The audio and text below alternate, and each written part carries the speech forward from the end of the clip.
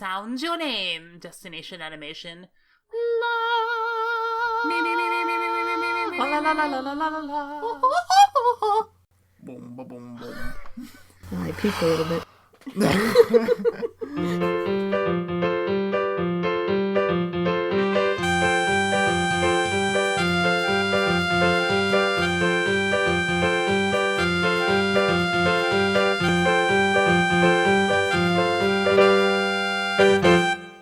Welcome to Destination Animation, your trip around the world of cartoons and anime, stop motion and puppetry, special effects and CGI, and everything in between. I am your host, Carrie Dreblow. And I'm your host, Jason Nutt. And I am Becca McGraw, and today we're talking about the brand new, 2 weeks ago, the brand new, shiny, I didn't date the podcast, I'm going to try again.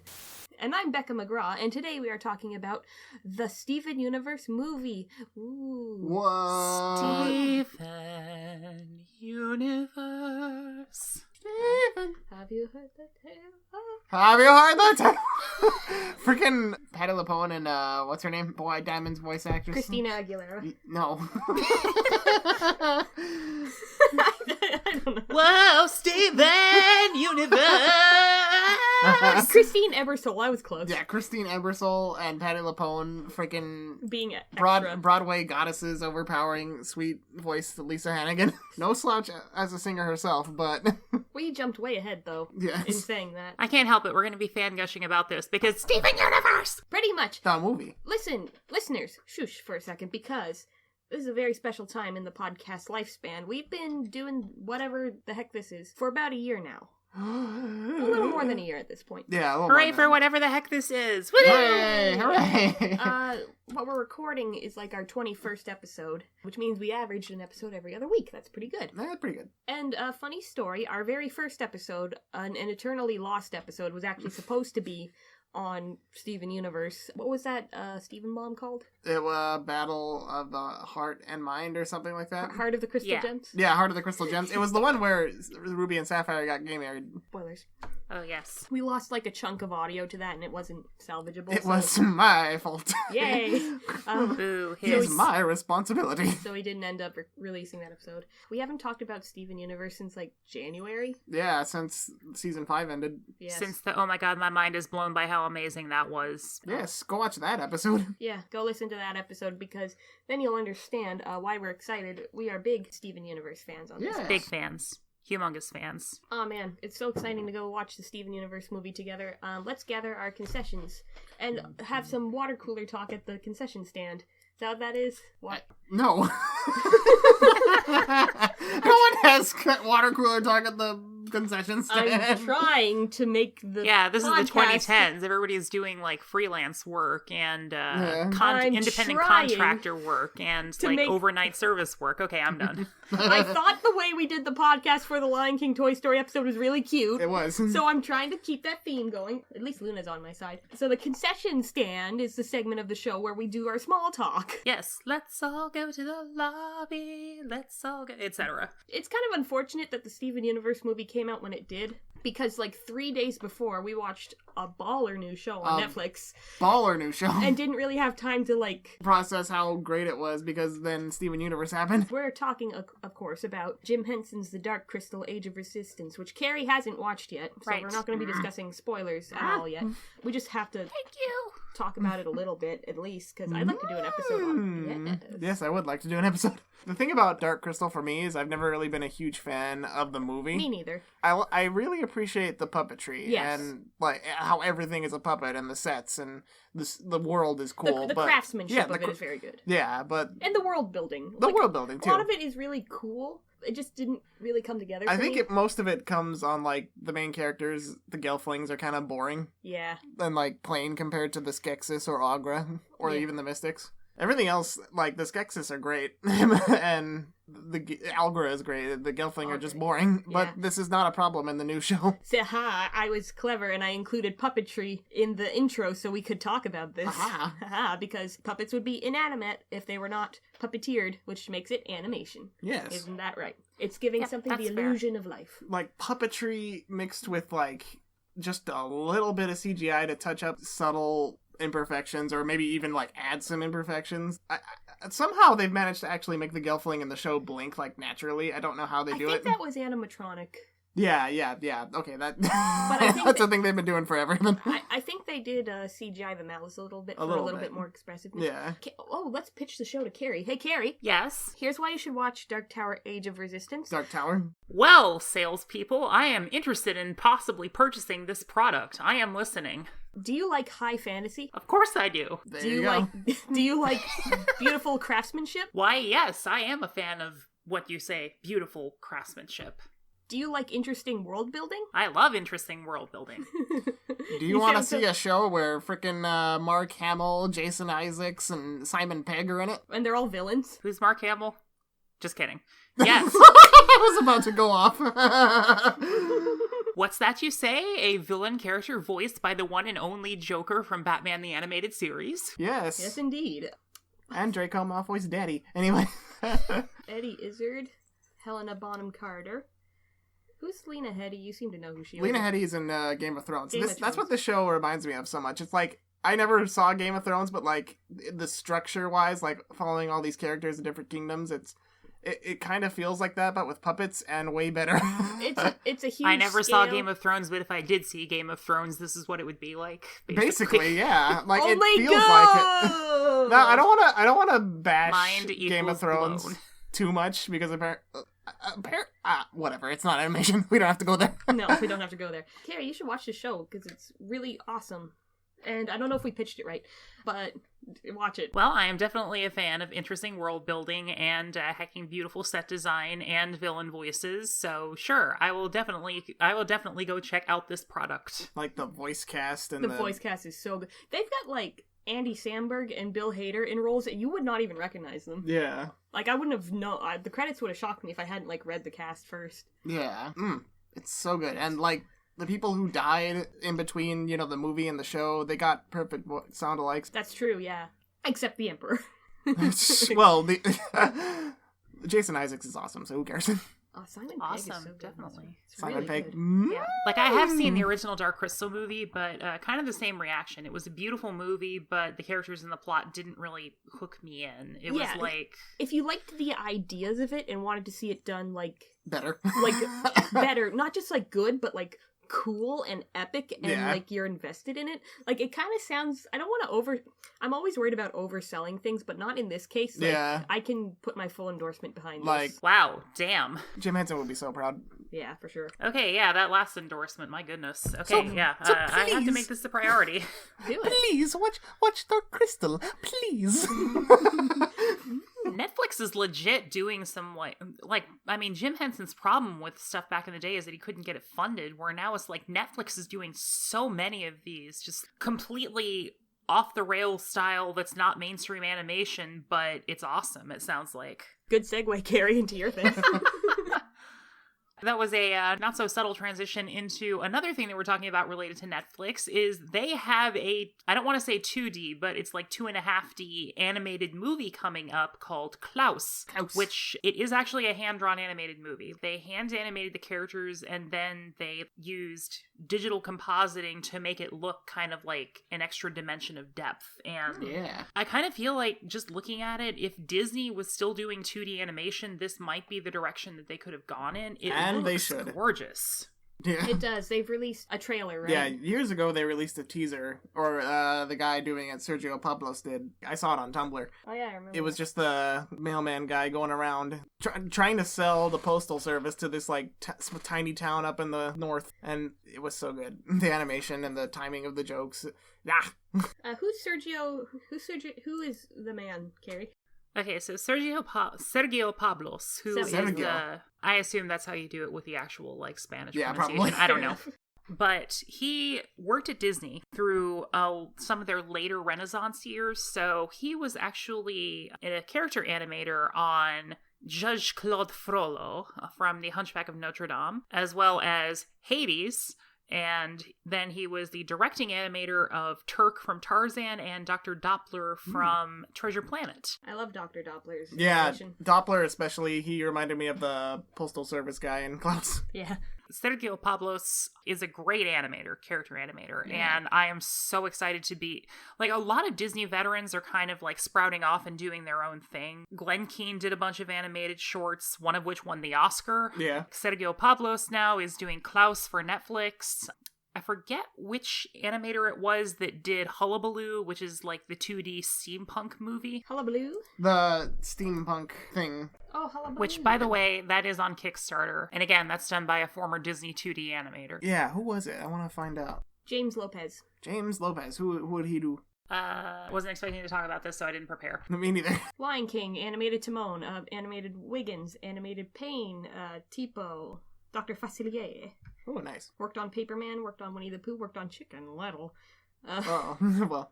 Yeah, Chicken Little, that movie that was a bunch of Disney 2D animators trying to learn to do 3D and not doing a very good job. Ooh, that sounds interesting. We gotta do an episode on Chicken Little. That's like the first time I've ever been interested in Chicken Little. Ugh. Anyway. But yeah, like a lot of Disney's 2D artists are still working at Disney, but they're doing planning, character design. So mainly Eric Goldberg, Mark Henn, and Andreas Deja are still doing work at Disney, I believe. Yeah. That's good. Where the rest of their 2D unit kinda has just dispersed into the wind, which it's sad because we had a little beacon of hope with The Princess and the Frog that 2D animation was going to be back, but unfortunately it underperformed at the box office, so please. And then they put Winnie the Pooh next to frickin' Harry Potter and the Deathly Hallows Part 2. What were you thinking? Yeah. Yeah. But, okay, PSA quickly. Please watch Klaus. Vote with your freaking dollars, okay? Yes. If you want to see 2D animation back, you have to watch and support things that are made in 2D animation. Yeah. This is a chance if this is a success. Support hand-drawn animation.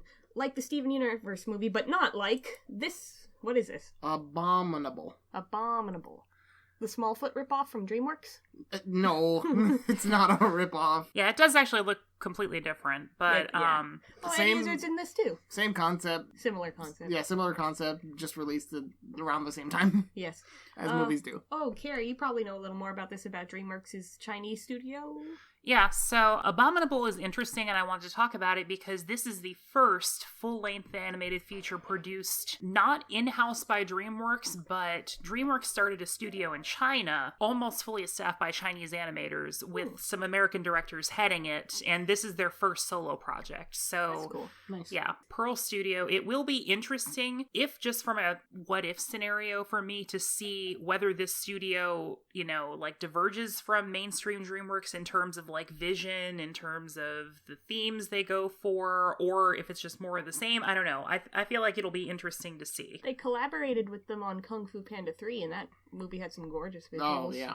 So, that's interesting. Yeah, that was one of their first projects. Yeah, I don't think any of us actually saw Abominable, though. No, but it's coming out this month. It comes out later this month. Yeah, but I agree with you. I like seeing how different, because all the animation we see, it's either from North America or Japan. That's all you really Basically, see. yeah. So it's cool to see something from elsewhere, like even European animation, like what's his name? Sylvain Chomet? Is that his name? Yes. The guy who did Illusionist and Yeah. Triplets of... Sylvain Chomet. I just want to make sure I got his name right. Also, yeah, Irish Animation Studio Cartoon Saloon. Like, Oh, yeah. super unique style, gorgeous, great storytelling. When's that Wolf movie coming out? Oh.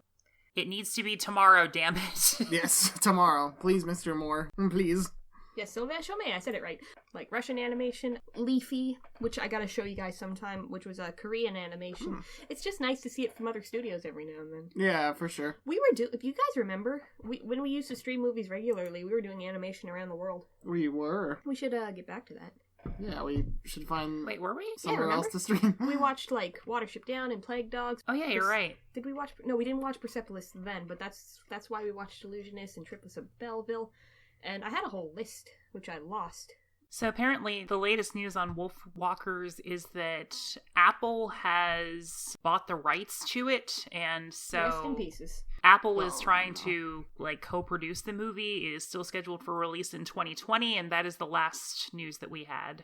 Well, I hope it doesn't screw them over. Oh god, no. Apple has a war chest of $1 billion to develop its own content to compete with online players such as Netflix and Amazon. Oh my Hooray! god. More things to pirate. Yay! Anyway, let's talk about this movie. Yeah, let's talk about. Okay. Why do we always, End go on on a- for like 20 minutes. because we are nerds and we have no script and we have no director to rein us in. Yes. Anyway, we got our concessions. Let's just go straight into it. There's been no news. There's been no trailers, so let's skip Yeah. right to the feature. Yes.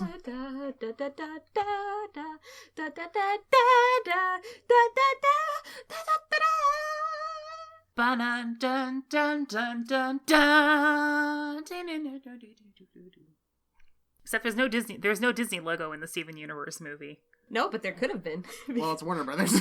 Honestly, though, there might as well have been a Disney logo Yeah, exactly. with how this film That's- is set up. Yes. Yeah. It opens with a storybook just like the old Disney movies. Like, the song is very much like Cinderella or Sleeping Beauty. Seriously, there's a song about Steven Universe, and it sounds exactly like the song Cinderella. Cinderella, you're as lovely as your name. Speaking, look, tangent. That's not her real name. You guys are singing about the name that her abusers gave her. Yeah. That's not a lovely name. Stop calling her that. Her name is Ella. She is enchanted.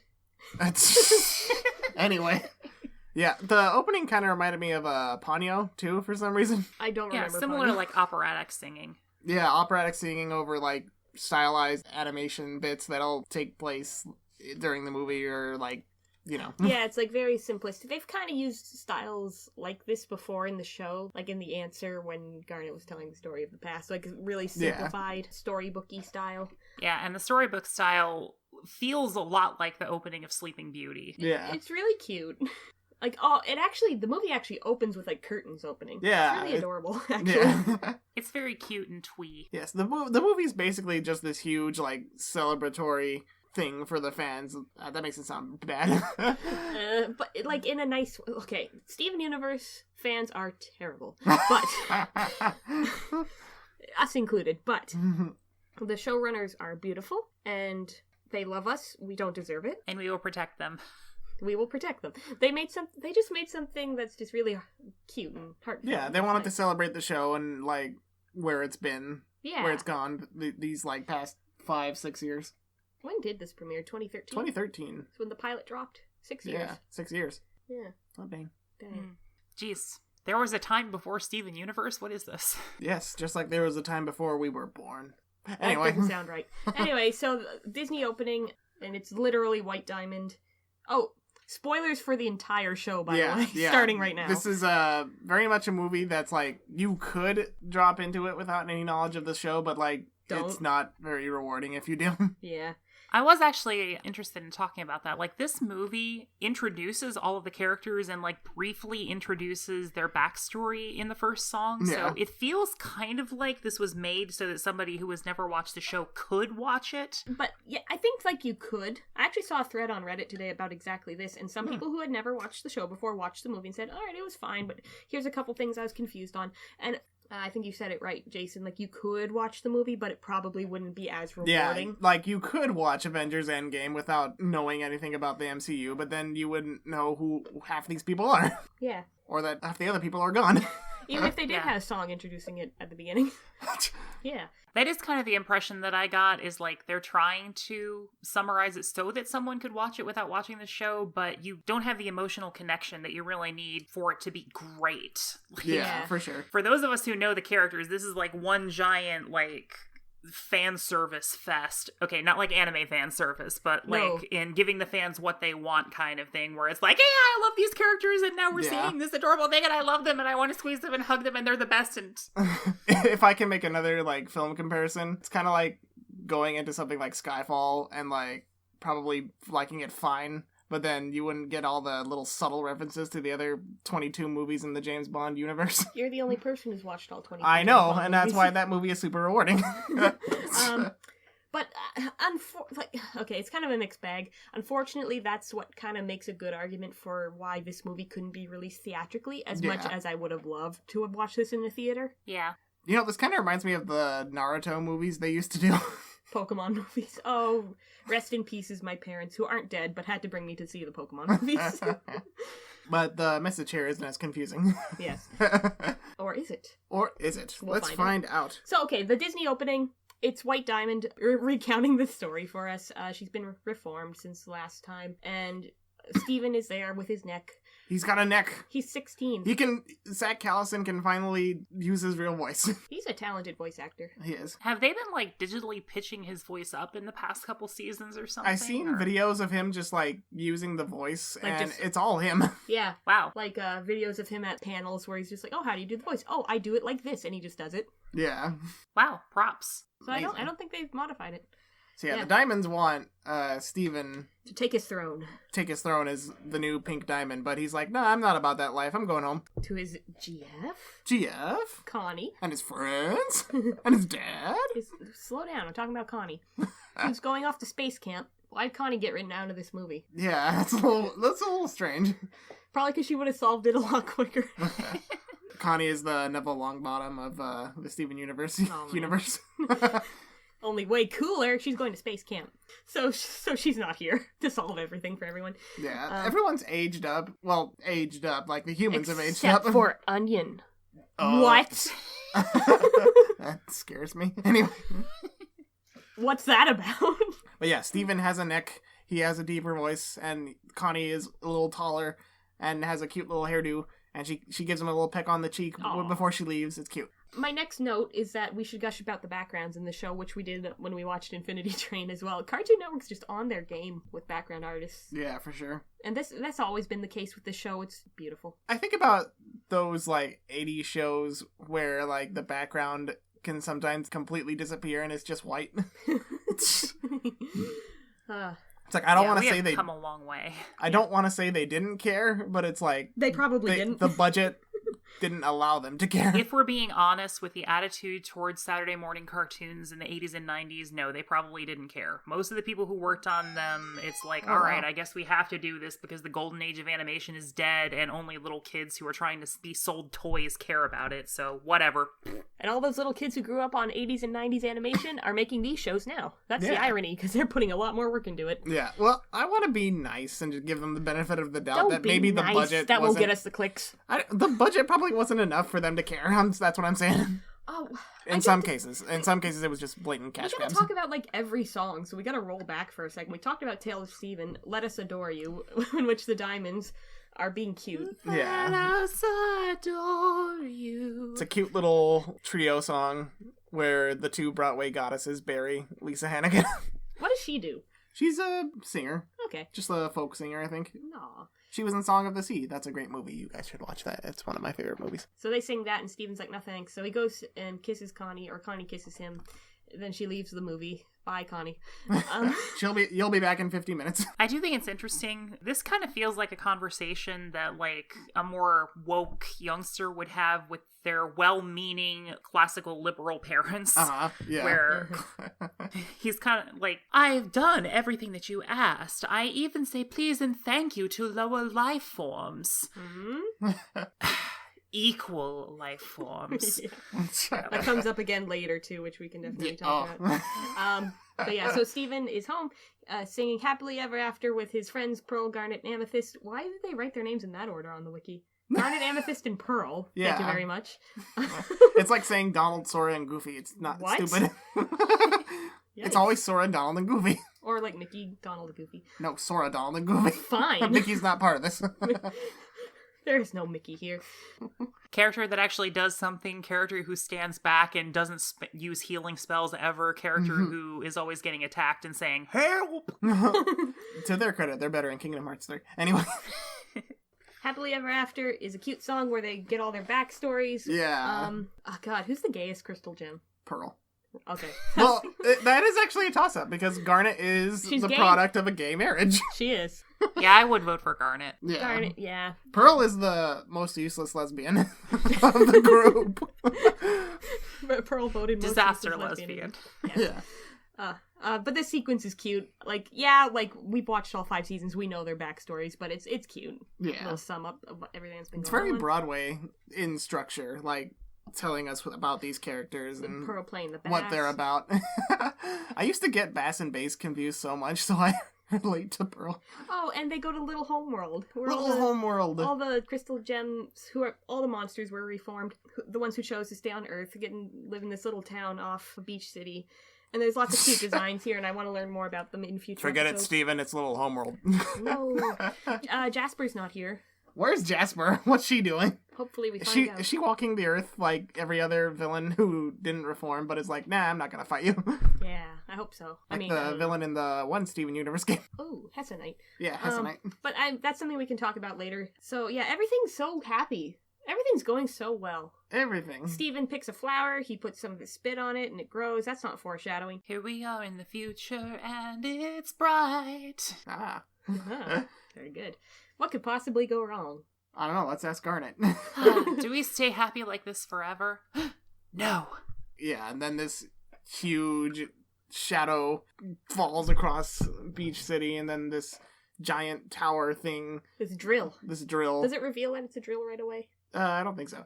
I think it does pretty quickly. Pretty quickly, yeah. It lands, and then the drill comes out and just plows into the and backside digs of through the walls of Ba Sing Se. Plows right into the back of the the bottom of the hill, the base of the hill that has the lighthouse. What the heck is this, Carrie? What the heck is that? Well, we don't know at first, but then there's this robot who shows up and Robot. Or not robot. She's a gem. I keep thinking, I'm sorry. Did you? Wait, I understand the confusion. You were thinking of XJ9. Yeah, I'm you sorry. confused her with XJ9. She looks so much like XJ9 from a similar, distance, at least. yeah. The same silhouette. But like, she's a lot more rubbery. She reminds me of those like kind of toys where you could like stretch them out. They were made of plastic or something, or at least the limbs were. Stretch Armstrong. Yes, this weird pink gem who reveals herself. She's the coolest thing I've set eyes upon since I watched Dark Crystal Age of Resistance. Yeah, she is really cool, and her song is electro swing goodness. It's called Other Friends, and it's a jam. It's been in my head for 2 weeks straight. It's been in everyone's head for 2 weeks straight. It's the most popular song. It trended on YouTube. It did. She's mad. As you are. I don't know, she's not happy, so she starts attacking everyone, and she's... Okay, wait, hang on, let's look at my notes. Yeah, there's a scene where it's like, I'm sorry, but who are you? Who am I? Who am I? What are you even saying? Yeah. I wrote down she's my new wife. I Yes. like her leitmotif, which is like the backwards sounding music is really cool. Something very off about it. She's got weird googly eyes and cool stretchy limbs. Yeah. Everything about her is in the Rubber House style of the 30s, and even her like voice done by Sarah Stiles is very much like a old cartoon character, like Betty Boop, like with that kind of like twang. Slight, well, not really a twang. Well, what do you call it? Like that Like kind a- of boop boop beetle boop like voice. a New York accent. Oh yeah. That's not a twang. Well, whatever. Everything's a twang to me. Yeah, her design is very influenced by like 30s golden era animation. Her limbs don't have any joints. They just Not at like all. flex all over the place, and She's got big dumb gloves and big dumb eyes. And Yeah, big dumb the shoes. eyes that like the irises sometimes like pop out. Yeah. Her smear frames are great, actually. She's a Cuphead boss.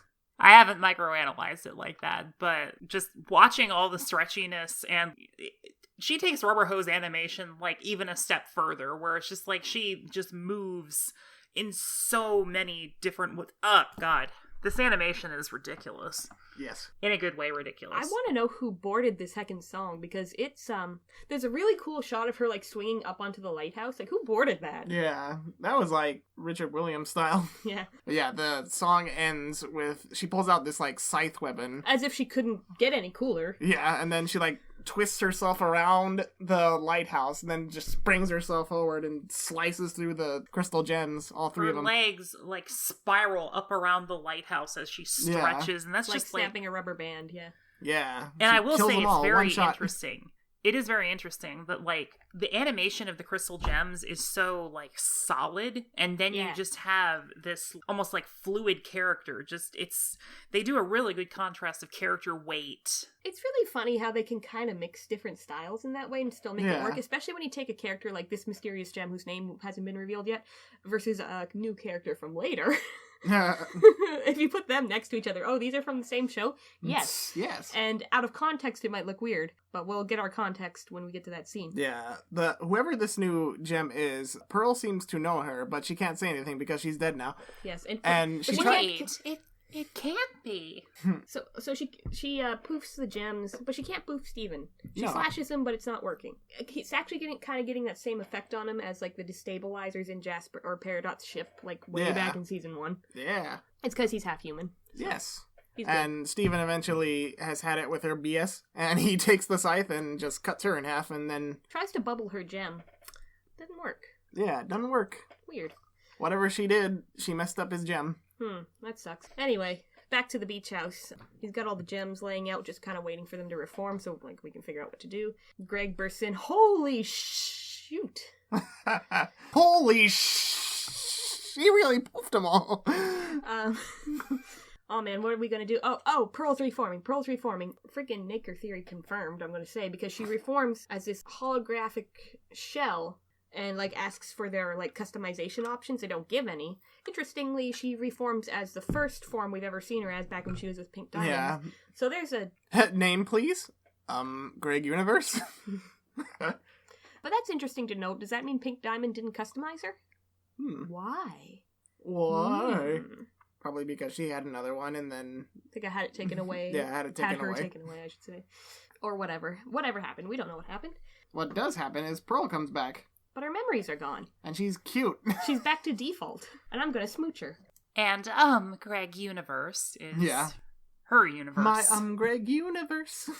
Then all the other gems start coming back. And she sings her song system/boot.pearl_final3.info.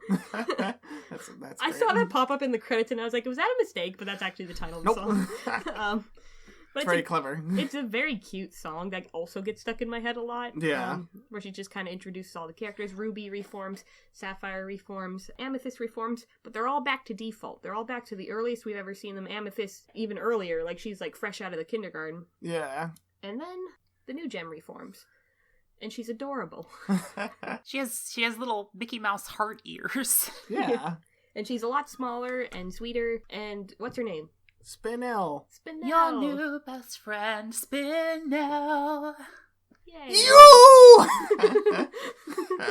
Like, talking about different styles of animation mixing together well, this movie has different styles of songs that mix together really well. That's true, yeah. Like, there's classical Broadway, there's electro swing, there's independent rock.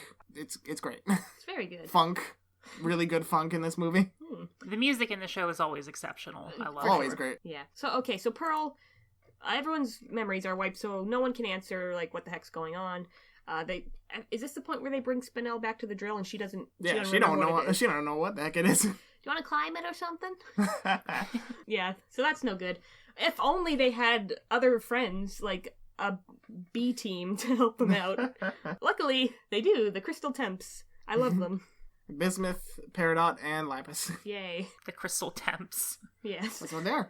I hadn't heard that one before. That's interesting. Is that from the show? Or is It's that from the fan- show, yeah. Oh, okay. I don't think I've rewatched the show as much as you two have, so Yeah. I just have a probably good you know a memory. lot more of like the little details. Jason actually has a really good memory for stupid shit like that. Oh, okay. That helps too. Like, yeah, they go over all that happened, and Peridot takes a look at the weapon, and Bismuth's like, nope, don't do that. She holds it to her eye. Bismuth is like, this is a weapon they use to revert gems back to their, When they step out of level line. 1. And Peridot's like, no, I could have lost all my character development.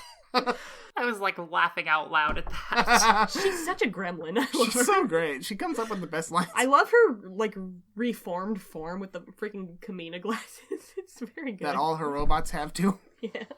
Oh, goodness. So Steven's all disheartened, and Spinel's just clinging to him. Yeah. Then, It's a reprise of Here We Are in the Future. But it's wrong. Yeah, like a legit reprise of a song. Like this, God, this is like exactly what the 90s Disney formula did is they had like the opening establishing song or the I Want song, and then they did a reprise, and it establishes contracts, and it's Like great. Belle. Yeah. And Uzo Aduba finally gets to sing. Yeah, that's Bismuth, and she sings a song, and she's super extra in it, but it's great. She's great. Cause that's I only saw a little bit of the Wiz live, but she was Glinda in that show, and she was great. She's a great singer. Yeah. I heard, like, early on that was, like, a prerequisite for anyone they hired to do a voice on the show was you have to be able to sing. Yes. Fair enough. Pismith inspires Steven through song, and they say, we're gonna find a way, that's who we are, as long as someone's wielding the star, and, like, Spinel actually comes up with a good idea, presenting them the With their reformed memories. gems with little puzzle pieces. To reform their memories by, like, reenacting significant things that happened to them. So, Steven attacks Sapphire. Here we are in the future, here we are in the future, and it's wrong! Spinel, we're done. So, I do think this is an interesting idea, if for no other reason than, like, this is an interesting thing to meditate on in terms of what makes you you. Yeah. Especially with LGBT kids. Like, there's a lot of questions of, oh gosh, I wish I could go back to high school and tell my younger self to, just live for you and, it's okay to be you, where, it's kind of a debate. Like, your character development kind of makes you the person that you are. So Yeah. I kind of felt this resetting to default thing where it's the, quote, traumatic things that you've gone through and all these other things that you've gone through. Love them or hate them, they are a part of what makes you you. And so Steven attacks Sapphire with a giant pizza cutter. That's the message. sorry. So yeah. Finish your beautiful speech, I'm sorry. Yeah, were you done, Carrie? No, that's pretty much the gist of it. We will have to bring that back, because it's the theme. Yeah, that's true. It comes up later. Okay, yeah, anyway. But yeah, Steven tries to attack Sapphire with the pizza cutter, but he can't go through with it. A giant pizza cutter. A giant pizza cutter. Buzzsaw pizza cutter. Yeah, and Ruby's like, oh, Sapphire, you predicted that so well. What else will happen? And Sapphire starts, predicting the future and how Spinel will use the giant pizza cutter and hijinks will ensue. Hijinks will ensue. And Ruby's, like, encouraging her to predict more things, and Sapphire blushes, like, okay. Oh my god. It's so cute. They're so gay. They're so gay. They're super gay. Yeah, basically they're like trying to recreate the the various incidents that make these characters their characters. So Yeah, Yes. but it's not really working. Because they do fuse, Ruby and Sapphire fuse, and there's a really, really pretty sequence here. There's a twist. There's a twist to it, though. It's a twist yeah. on how they fused originally, because Ruby is put in danger, and Steven, who, bless him, his powers are really weak, but when this huge, rock almost falls on Ruby and shatters her, Steven puts his, shield up and tries to stop it, but Ruby, who won't get out of the way, is like, well, at least I got to spend the day with you, Sapphire, or whatever, and Sapphire rushes to knock her out of the way, and then they fuse. They fuse, and the sequence is, isn't it?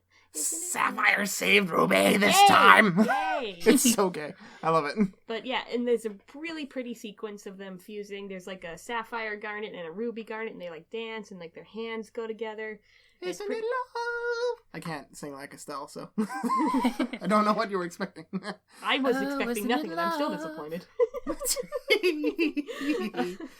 And they fuse, and she's her cotton candy form from The Answer, Yes. but her memories aren't back. Oops, oh well, too bad. Yes, at least she's back together. That's a start. And she's adorable for the rest of the movie, by the way. Yeah. I will say, again, talking about how this is kind of like not explicit fan service, but this is the kind of thing where it's like, oh, we love these scenes from the original show. Ooh, now we get more content. Oh my god, bonus. This is great. So, Yeah. it's kind of like, it's almost like an expanded universe on our favorite moments from Yeah. the show, and I love it. It's for sure. it's basically like Endgame. Like, they're going through key moments in the MCU, and that's why people liked it. Spoilers for Endgame. I didn't say what moments. They even used the Thor the Dark World, and everyone hated that movie. Anyway. Spoilers.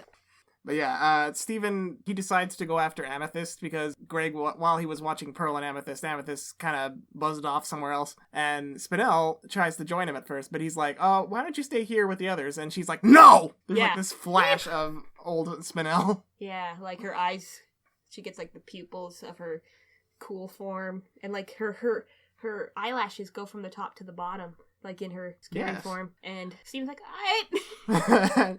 All right, you can come with me. Yay! Like, just a flash. Yeah. But it's important. Uh-oh, what does that mean?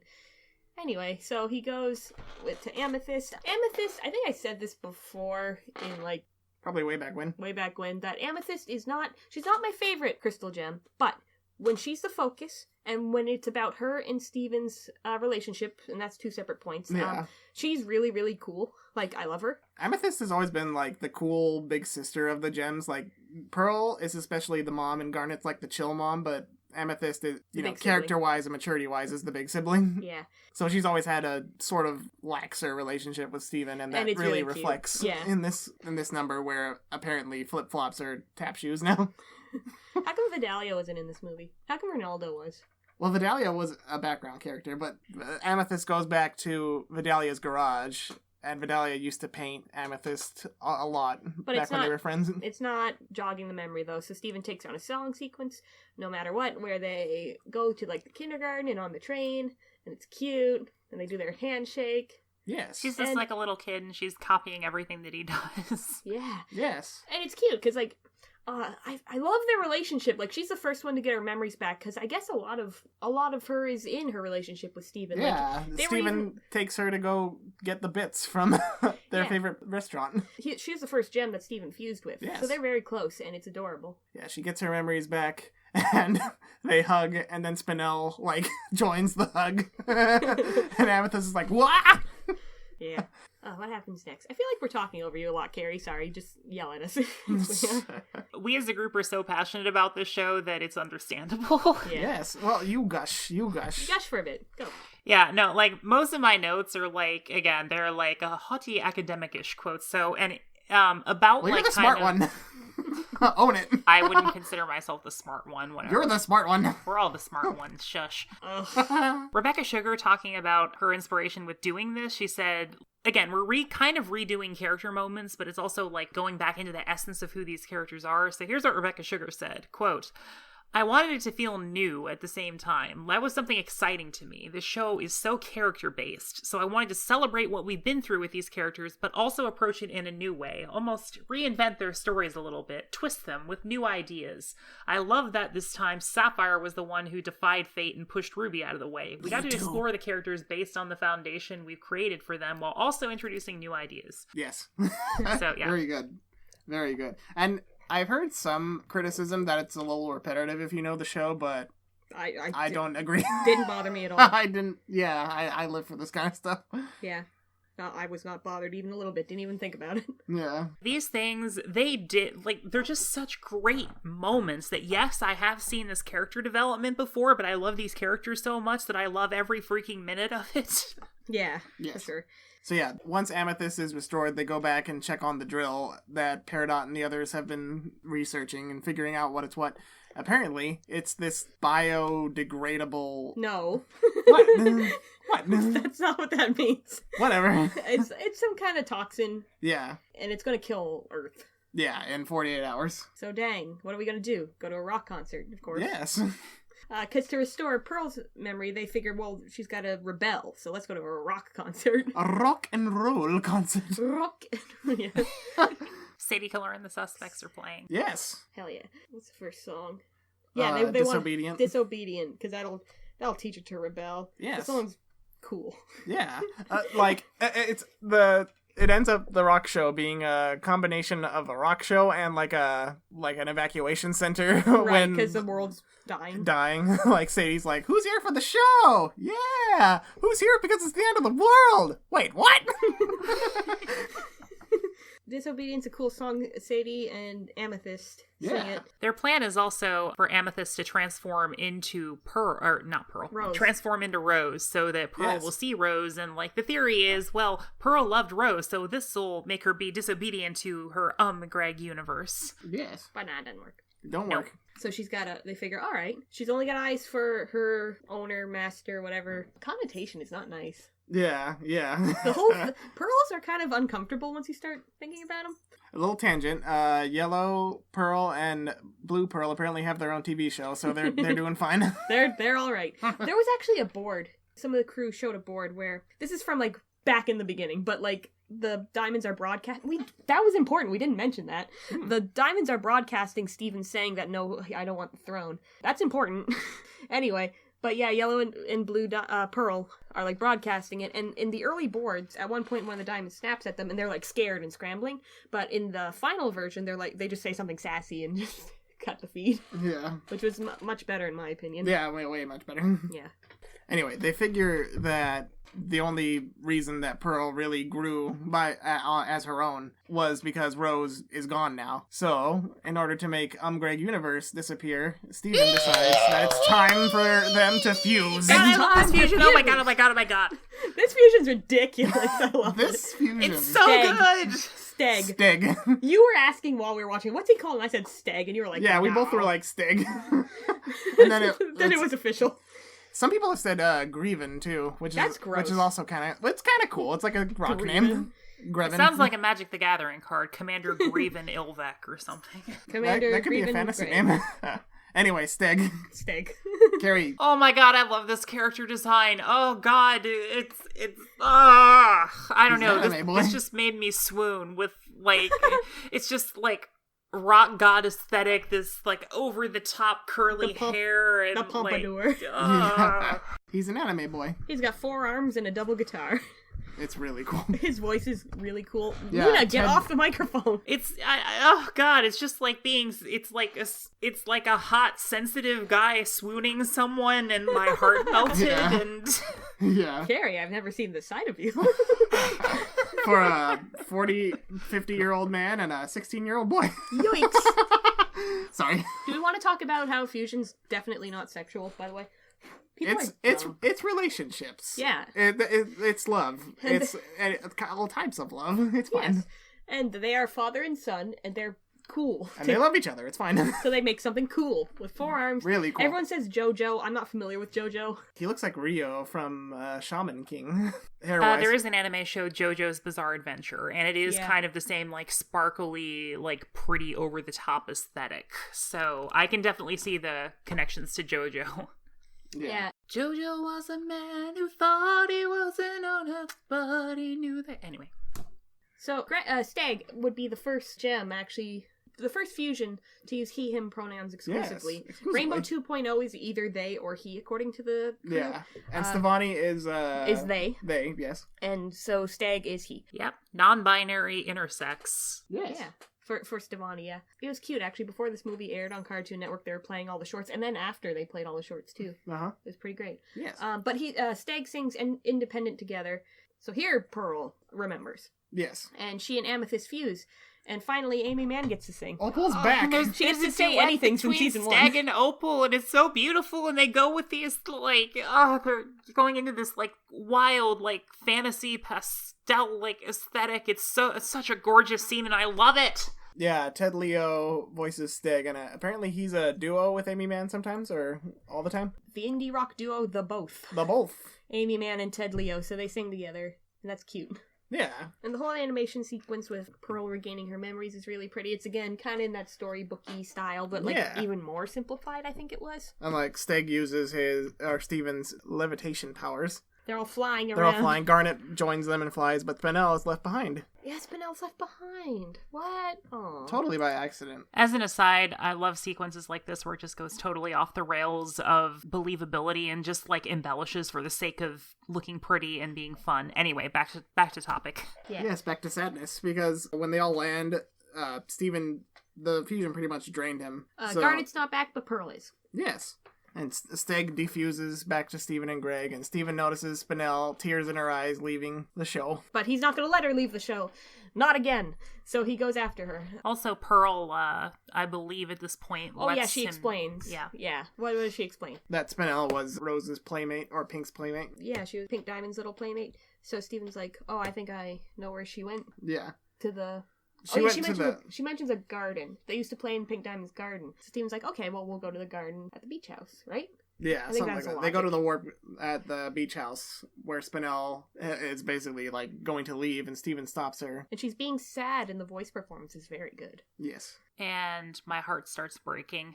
Yes, Spinel teleports them to the garden where it all began. It's this, like, overgrown place where everything's dead, and there's just ruins, and it's dilapidated, and it's... Oh my god. There's this, like, what would you even call that? Pillars, and like, in the middle, there's this broken pillar. Which we'll find out what the deal with that was in a second, but she sings another song here, Drift Away. This is my favorite song, by the way. It's very good. And yeah. it's also extremely sad, and It was very resonant with me for personal reasons. Yeah. It's this generation's When Someone Loved Me. I don't want to play When with you anymore.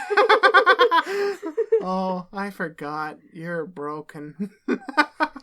Oops. The garden. Let's play a game. Susan Egan didn't do a cameo in this, at No, least. weird. Weird. Would have had to pay her. But yeah, so she basically 6,000 years ago, Pink Diamond and Spinel would play in this garden, but Pink Diamond really wanted her own colony. She was finally given one. She wanted to be taken seriously. Yeah, but she didn't bring Spinel with her. She said, Spinel, you wait here for me. Boops her on the nose and leaves. Yeah, we're playing a game. You have to stay right here, and I'll be back. She's basically the parent that went out for cigarettes and never came back. For 6,000 years. Happy to stay, happily watching her drift away. My heart breaks. Spinel literally stays there for 6,000 years, letting The plants overgrow and grow on her. And by the time she... It's really sad, too, because, like, her thought isn't like, oh, that Pink Diamond is ruining everything again. It's like, am I doing this right?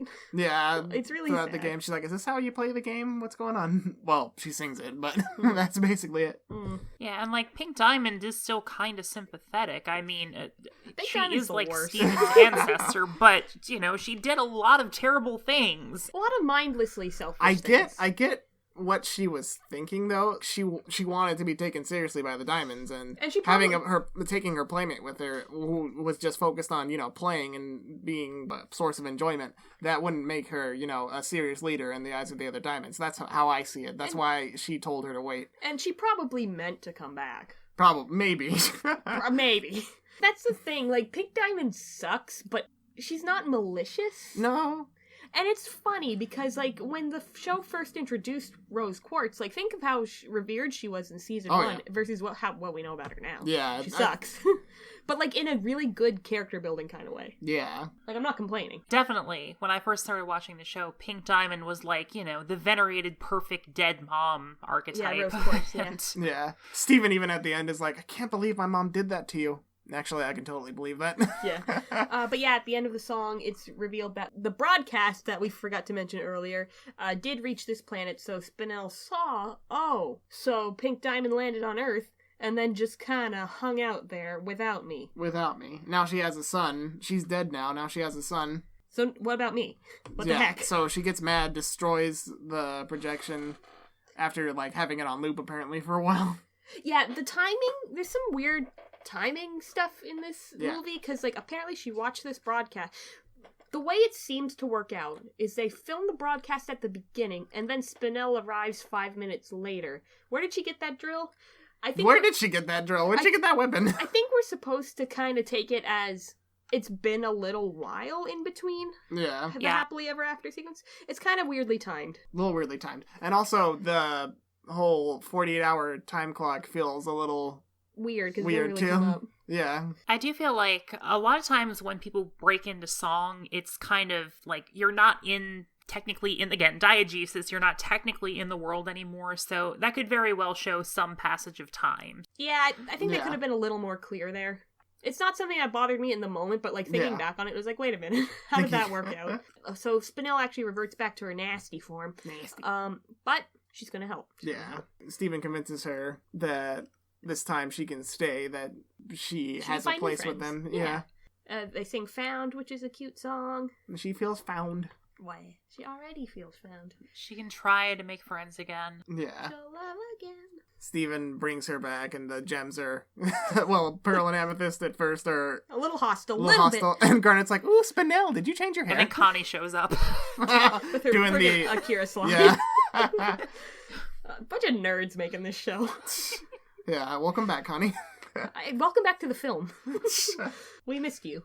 Have fun not really participating anymore. Yeah, no Stevani in this one. Yeah, weird. Yeah, but, you know, whatever, it makes sense. Yeah. Spinel, without a fight, goes back to the drill, does that weird thing with her finger and makes a horn and just blows it, and then the drill retracts. Stops. And everyone's like, yeah. Now we have to work on getting Garnet back. Yeah, and Steven's like, thanks, Spinel. Now all we have to do is get my powers back and get Garnet back. And I was like, is that all you needed me for? That's it? Oh, yeah? Really? She starts to get paranoid and thinking that Steven's just gonna abandon her again. Yeah. Like Pink did. And then the scythe, he couldn't bubble it or put it in Lion's mane as he does for other things, so he just kept it in his pocket. He drops the scythe, and she's like, "Oh, were you gonna poof me? Like, what's going on?" So we can go back to how everything was before. Yeah. Yeah. Her animation gets crazy again, and the music starts getting backwards, and we're back to square one. Yeah, she hits the drill into the ground again, but like harder this time, I think. So the stakes are higher, and everything sucks. And then she wraps up Garnet. Then someone says the word truth.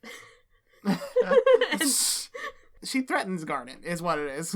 She like wraps her arms and legs around Garnet and restrains her and is like goading Steven into attacking her, you know? Yeah. She's like, "You want to attack me, don't you? Look, I'm hurting your friend. Attack me." And Come on, I want you to do it. Come on, hit me! It's really real, that scene. yeah. Then someone says the word truth, and Garnet remembers everything. Yeah, I think Steven says when Spinel is all, "Oh, you just want to attack me," he says, "That's not the truth." Truth. And then the song is True Kind of Love, where Garnet fights Spinel. Yes. Kicks her ass. Yes. Then what happens? She puts the drill on full force, and the ooze starts to overtake Beach City. Like in Power Rangers. Or like My Little Pony, the movie. I said no Brodies in this stuff. No, I'm talking about the original My Little Smooths. Pony movie. Yeah. Smooths, yeah. I don't know if the Smooths ever showed up in Friendship is Magic. I stopped watching after season 4. Boob You shit don't in have this to one. defend though. yourself. And not because it's a bad show, I just lost interest. Anyway. Stop. But yeah, the town starts falling apart, so the crystal gems go form Alexandrite, my wife, and to go pick up all the people while Stephen climbs the tower, singing the last verse of True Yeah. Kind of Love. And he's going to face Spinel. The final boss. The final boss. Oh, the music in this sequence is so cool. I want the instrumental of it. Yeah, for some reason, the stage, if you will, of the top of the injector, it reminded me a lot of Majora's Mask. Yeah, I got that vibe too. And Rebecca Sugar is like confirmed a fan of Majora's Mask. Yes. There was a reference to it in Adventure Time, and the tree in Lion's Mane is definitely a Majora's Oh, yeah. Mask nod. But yeah, I agree. And like the way Spinel like does the horn, that's kind of like Skull Kids yell like, "Yeah!" Like Yeah, that's making true. the moon go faster. Yeah, anyway. it's true. But yeah, like, it's weird because nothing about it is particularly Majora's Mask, but I got the exact same vibe, like, Yeah. watching it. I love Majora's Mask. Me Anyway. too. I'm just like gushing about how this is exactly how you do a tragic villain quote, tragic villain backstory right. Yeah, Like, sure. I have gone on numerous rants about how tragic villain backstories are bad because there's a disconnect between this like perfect innocent character in the past and this evil overbearing threat in the future where no, this show actually connects them perfectly. It says something about Spinel that her first reaction is lashing out with violence and trying to hurt people and even goading Steven on to hurt her. And it connects. This is a backstory that flows into the future and it's seamless and great work. Bravo. And this is kind of where it ties into what you were saying before that I cut off with a joke about your tragic past shaping who you are. Yeah. She went through a lot of pain and ended up being someone who was lashing out, like you said, but Right. like what cards on the table, she asks herself, like, what am I doing? Why do I want to hurt you so bad? Like, Yeah, it's not... after Steven rediscovers himself Yeah. and why he asks himself, why aren't my powers back? This is what I've been dealing with all my life. Someone I don't even know wants revenge because of something my mom did. I'm almost dead. My friends are almost dead. And I like cried when Steven said, "This is the story of my life." Oh, Steven! He's such a tragic Spinel boy. mocks him. This is the legend Steven universe. But what's the difference? He changed. Yeah. He changed. He can make a change. Yeah. Oh, yeah. The animation in this sequence is... Oh, yeah. The boss fight. Yeah, that's why. That's why there might not be an instrumental of this, because it's a lyrical song. Yes. But anyway. This is what I always tell people when they're writing. If you are going to do, like, tragic events in someone's backstory, not everyone will react to tragic events with villainy. No. So when you try to portray something bad happened, therefore I'm evil, it doesn't work like that. Like, a lot of the sweetest, nicest people that I know had tragic backstories, but Oh, yeah. they interpret it as, I have been hurt. I refuse to let anyone else feel hurt like this. I am determined to help people, versus I was hurt, therefore everyone else should be hurt. You know, it says something about the character when they react like that. Mm-hmm. Yeah, it really does. Change is the song here. You can make a change. It's cool. And Spinell isn't having it at first. She's like, you can't just make everything better by singing a stupid song. yeah. And they fight, but Steven's back to full power, so he's not winning. Like, it ends with him kind of cornered under his shield with Spinell lashing at him, and she's the one who stops. Like, why? Like I said before, like, what am I doing? Why do I want to hurt you? Oh, she says something like, that's the difference between you and me. You change for the better, I change for the worse. But, like, that's a choice, man. Yeah. Spinell cools herself down with that and stops the, what did we call it before? The drill. It stops the drill. Oh no, it blows up. It blows up. Oh yeah, that's true. They blow it up. Oh, yeah. Yes, they poof it. Yeah. But she probably would have stopped it. Yeah. To inject some authorial intent quickly, I got another Rebecca Sugar quote. She says, Nice. I really want people to take away the idea that it's okay to be a work in progress. You really need to want to feel better, and that's really difficult to do. No matter how much you want to help somebody, you can't make them want that. No matter how far along you are on your journey, you're still going to be on it. It's not going to be over. So the sooner you can enjoy that you're always growing, the better it'll feel traveling through life. For sure. Thank you, Show Goddess Mom. Yes. Show Goddess Mom. Thank you, Sugar Mama. Thank you, Sugar Mama. So they're in the rubble of the drill. What are you saying? Spinell has like a bowler hat guy moment from Meet the Robinsons where like Steven is reunited with Connie and the rest of the gems come in, but Spinell kind of starts to slink away, saying, you don't want me here, I'm the cause of all your problems, I'd just be a reminder of all this. So she's gonna wander the earth and go away, but then who should show up again? but Steven's overbearing grandmothers. All three of them. She lived like this? Since Steven relinquishes the throne, they decide to move in with him because they all love him. That's fine, probably. Yeah. Are we interrupting something? Kinda. Yeah. White Diamond's like, Steven, is the earth always so... His hand gesture just destroyed. Not that we're judging. No, because judging things based on appearance is wrong. It's like, it's God love them, they're trying, but are they? They're not really sincere. No, they're not. The look Steven gives her. Again, it's like talking to well-meaning older relatives who don't really get it, but you're trying. I was like, all right. I mean, it is hard when you were raised in a different worldview, but try, damn it. At least they're trying. They are trying in some way. And so in a reprise of Let Us Adore You. Yeah, Spinell comes out of the shadows and they're like, oh, it's Pink's playmate. Oh, you remind us so much of her. And so they take her back to the palace and... There's this cute shot where they all say, come on, and their hands are like reaching out. This parallel of a shot earlier in the show where it had all three of their hands going to destroy the earth. Oh, that's true. It's really cute. And right here, right now, she'll love again. Yeah. So she goes to the palace to be their little court jester, that's what she wants. Yes. She gets to be silly and loved. Aw. Is that a good ending? That's debatable. It depends on how sick they get of each other. Because, yeah, it's you can argue that, like, so her life is still hinging on someone else. You know? I think it might be, like, therapeutic for all of them. Maybe. There's discussion to be had there. Yeah. So let's discuss it. Yeah, Carrie, what were you gonna say? I do think, it gives a nice emotional closure to the movie, but it does leave questions. You know what? It just reminded me of, what's her name? Ty Lee from Avatar. Yeah. How her thing was like, oh, I've always been seen as one of a set, and then at the end she just joins the Kyoshi Warriors. It's like he kind of put her back into the same situation. Okay? Yeah, a little weird. So how's this gonna go? I don't know. She seemed happy, so... Yeah, everyone seems happy, but... It's a short-term solution to end the movie. Yes. Possibly. Hopefully they're happy, these cartoons. Yeah. Steven, he says there's no such thing as happily ever after, I'll always have more work to do. And they sing a reprise. They sing the finale, but in it is the reprise of the happily ever after theme where they all rebuild. We get like a time lapse of the crater is still there where the drill landed, but... Oh yeah, he kisses the earth to heal it. Yes, he uses his healing spit. I have a lot of kissing to do. The town is rebuilt. Little Homeworld was fine, apparently. I just realized we totally forgot to put in the spoiler warning. Look, listen.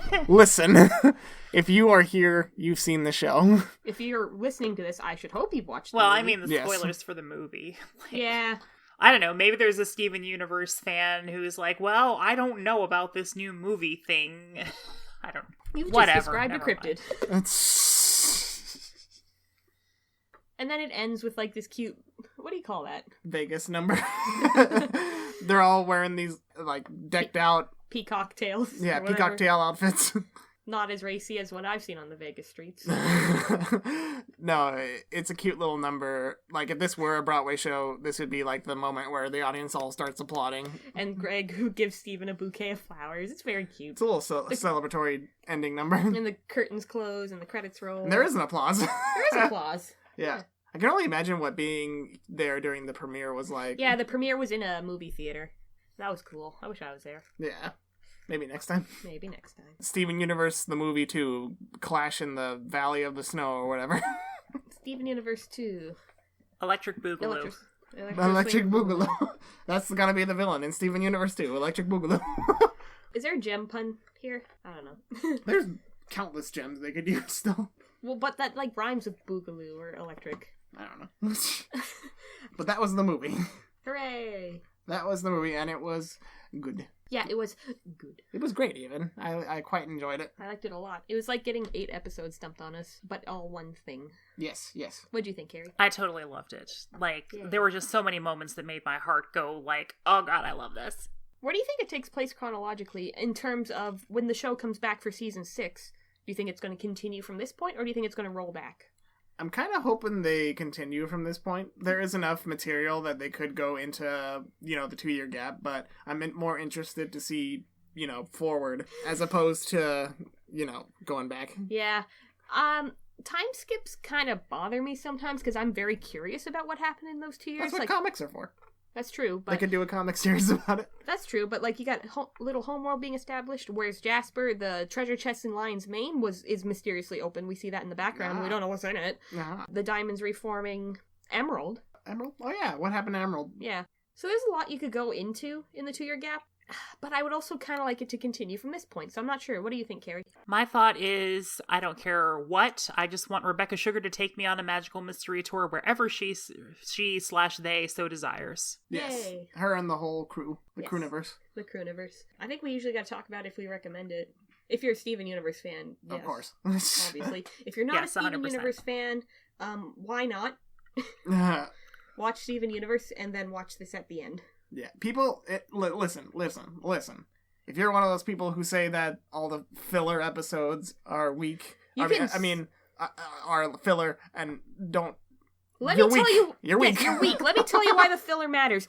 The story is not just about the gems because Steven is half gem, half human, so the humanity is important. The filler episodes, as you call them, quote unquote, in which Steven is doing human things are important because that's just as important as the gem side of things, you weak cowards. Except maybe the Ronaldo episodes and the Onion episodes. Well, yeah. Skip Ronaldo. Onion, you can make a case for, but Also, you can probably skip the Uncle Grandpa crossover episodes. no. I love that episode. I actually unironically love that episode. That love one was that just episode. so out of left field. I mean, you don't have to watch it, to be fair, but it's fun. It's funny. Don't worry, kid. None of this is canon. Oh, I saw a Reddit post where, like, what's that episode called? Say Uncle. Say is Uncle, yeah. actually the best episode of Steven Universe. Because it's an AU that's not canon, it is the one episode where Spinell's not waiting in the garden. Aha! That is true. That's gonna make going back and watching the show harder now, knowing that Spinell's just standing there. Oh, I want to rewatch the show now that... Because I haven't actually rewatched it. I said this back when the last bomb happened. Like, I Yeah, wanted to rewatch I think the we show probably have time to rewatch the whole show. before... What next season 6 comes. Yeah. Yeah, it's gonna be a while. Probably not going to be till next year because CN doesn't do anything new in December, and if there was something Sad. happening in October, November, they probably would have announced it by now. Yeah. So that means we got 5 episodes this year. Yay. Yes. I can't. The show is just so perfect. I want It more. is. Like, this is legit. Yes. Like, as I've ruminated on the end a bit more, I really think that Steven Universe is one of the greatest American animated shows ever made. Like, Agreed. legit. I agree. I agree, Luigi. Shame on anyone who, for whatever reason you have, who won't watch it because of the fan base, because it's a cartoon, because the first season is weak. Do you guys remember watching the first season? Yes. Yes. I loved the show from the start. Yeah. But I kind of get the thought now that season 1 was kind of weird and kind of weak, just because in retrospect of where we are now. Yeah. But at the time, I liked season 1 a lot. Yeah, me too. It hooked me on the show. Yeah. Yeah, it was more like slow in the character development and major plot points. It's like you got a couple of episodes where it kind of develops Steven's character and the relationship with the gems, but it was taken at a more leisurely pace. It was almost like we could just be doing this for the sake of having a more Steven-centric episode versus this is actually something that will continue and eventually like culminate. Yeah, for sure. But no, it's still very good. A lot of people these days are always asking for, well, I want to watch this show. Can someone give me a list of all the important episodes? All of them. Just watch all of them. Just watch the show, coward. Yeah, just watch it. I understand that mindset, though, because there's Me so many too. times that people want to get me into a show, and I look at it and it's like, oh god, 150 episodes? I don't have time. That's why I made you that list of MCU movies. Yeah, Steven Universe is actually about 150 episodes, but they're Yes. only 10-minute episodes. 160. 160, and a movie. But they're only 10-minute episodes. You know, Adventure Time would have a case for some episodes are skippable, like Sad Yeah. Face. I like Sad Face. I don't. I still have to watch Adventure Time, but again, that's an issue of the first season is not really going anywhere with plot, and there's so many episodes. Yeah, there is. Just watch Steven Universe from the beginning. And in the crew's intended order. Yeah. Cartoon Network's terrible about this. They did this with, I guess, OKKO. It just ended and iTunes, uploaded the last 2 episodes in the wrong order. Why would you do that? I do sometimes wonder if the executives even pay attention to their shows. Probably not. Yeah. Reminds me of heckin'... Here's a tangent. Hey, it's puppetry. It counts like dinosaurs, Jim Henson's Dinosaurs. I'm not going to talk about the ending, because if you don't know it, it's a good ending. If you do know it, it's because the internet spoiled it for you. But, that ending happens, and then there's, an extra 4 episodes. It's just because the order got hecked up. Rocko's Modern Life did the same damn thing, by the way. The last show in continuity was the Going into Space episode, but then there were 3 episodes after that because Nickelodeon... King of the Hill did it too. I Yeah. would really love it if there was a show that ended on this dour note, or had an episode that seemed like it would end on a dour note, and then the next episode they just totally ignore it. It's totally the crew's intention. Futurama played with that. Yeah, That's true. Futurama's a great show as well. Anyway, any final That's the thoughts? key to popular TV. At the end, everything is back to normal. Pan out, everything's on fire. Yeah. Final thoughts. Final thoughts. Love this movie. Spinell, add her to the wife pile. Yes. Love it. I want the show to come back for more. They said the kill word in this movie. They did. That's the Stephen most- bled. Steven did a bleed. Amazing. So TV 18. MA. Carrie, your thoughts? Absolutely loved it. Again, Spinell is one of the best examples of a good antagonist who is relatable, but also still, is She a kinda- threat. Just great stuff. Kind of reminded me of Gabby Gabby, actually, where I totally get your motivation, Oh yeah. but stop. I actually kind of like Spinell better than Gabby Gabby. I do. Oh yeah, me too. Me too, yeah. But in the sense of, your motivation is 100% understandable. Let's Yeah. find Yeah. another way for you to achieve it, though. Also, please give us more Steven Universe. I love it. Nothing else to say. This show's awesome. This movie was Yeah. awesome. No announcement that it's been canceled or anything, as far as I know. So I'm sure it's coming back. The songs are great as always. The animation is great. Concur. Also concur. Good Voice acting, all phenomenal. for sure. The The background. cast is so good. Did we skip Jason? Jason, what are your final thoughts? No, same as Becca's. Same as you. Yay. So it's fine. That will do it for us here on Destination Animation. Tell us who you are, people. You too. Me? Oh, I'm Becca McGraw. I'm an artist, sometimes animator. You can find my works at rebexorcist.com and Rebexorcist on Patreon. Wink wonk. Am I going second do- this time? Okay. Yeah, do yours next, Carrie. I have a And I'm Carrie Dreplow. I am currently working on a set of video essays about Disney, still working on Snow White and the progression from animated shorts to animated features. Look for that in a month or 2. Follow me on Animation Critic, all one word, on YouTube. And I am Jason Knott. You can find my reviews on blogger.com under whatever reviews. And also, I got a newfangled letterboxd account, or whatever you call it. It's called JK Not With 2 T's. with 2 T's. And a K. And don't confuse them. Yeah, it's JK and then KNOTT on letterboxd. Listen, writing reviews, I'm lazy. So this will be a good site to just put Blurt little reviews. little reviews on. So if I don't review like a certain movie when it comes out, it'll probably be on Letterboxd. Cool. So let's play us out. I forget how the finale goes. Here we are in the future. Here we are in the future and it's wrong. Thank you, Mitch.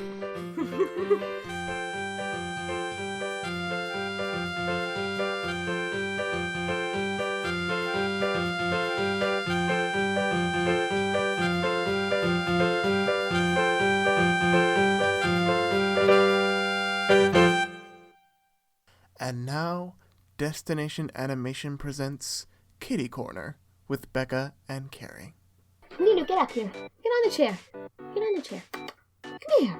Soft Why are you being kitty, stupid? warm kitty, little ball of fur. Here, baby. Happy Why are you kitty, being sleepy stupid? kitty, What do you purr, want? purr, purr. Come up here. Good girl. Yes, come host a podcast. Come host a podcast with me. You're gonna be 5 years old next week. Purr, kitty. Meow. Come here, baby. Get on the chair. Why don't you get on the chair? Come here. Come here, girl. Come on. There you go. You're disobedient, aren't ya? Come here. Put the earbuds on and do the podcast with me. Come here. Put the earbuds in. Lulu. Lulu, what do you want? What do you want? I fed you. Say hi to Carrie. Purr in the microphone. Hello. Don't slap me. Oh, Maya just jumped up here too.